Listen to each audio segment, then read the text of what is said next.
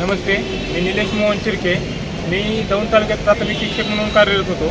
तेथील गट शिक्षणाधिकारी नवनाथ वनवे आणि गट विकास अधिकारी अजिंक्य येळे या दोघांनी मिळून मी मलठण क्रमांक 1 या शाळेतील चुकीच्या बाबी वरिष्ठांच्या निदर्शनास दिल्या. भ्रष्टाचार निदर्शनास आला म्हणून त्या भ्रष्टाचार करणाऱ्या लोकांना वाचवण्यासाठी खोटी कारणं देऊन मला 11/12/2020 रोजी निलंबित केले.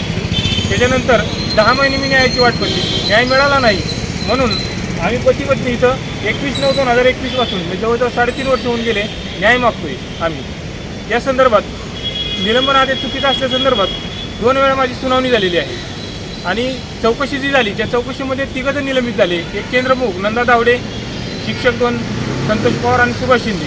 म्हणजे खरे गुन्हेगार ते होते त्यांनी भ्रष्टाचार केला ते.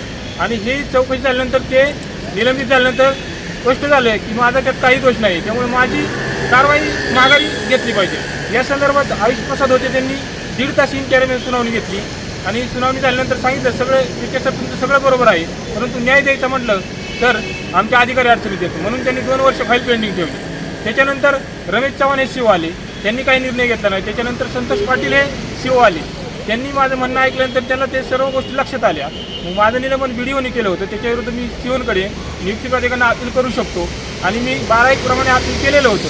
त्याच्यावर आयुष प्रसाद साहेबांनी सुनावणी घेतली होती, त्याच्यावर निर्णय मी देणार नाही असं सांगितलं.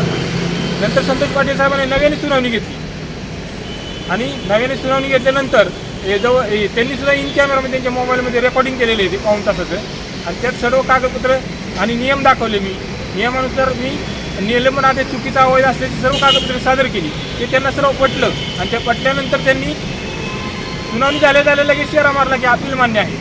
परंतु 2 महिने माझी ऑर्डर निघत नाही. हे कळल्यानंतर मी बघितलं तर त्या काळचे तत्कालीन गट शिक्षणाधिकारी नवनाथ वनवे यांचे मित्र हे नाईकडे साहेब आहेत शिक्षणाधिकारी आणि तत्कालीन BDO ज्यांनी निलंबित केलं त्यांचे पाहुणे डेप्युटी सीओ श्रीकांत खरात, म्हणजे श्रीकांत खरात आणि नाईकडे साहेब या दोघांनी मिळून सीओनी जे दिलेला निर्णय आहे त्यांना तो निर्णयसुद्धा बदलायला लावला आणि उडवडीचं उत्तर म्हणजे अपील तरतूद नाही असं उडवडीचं उत्तर त्यांनी दिलेलं आहे.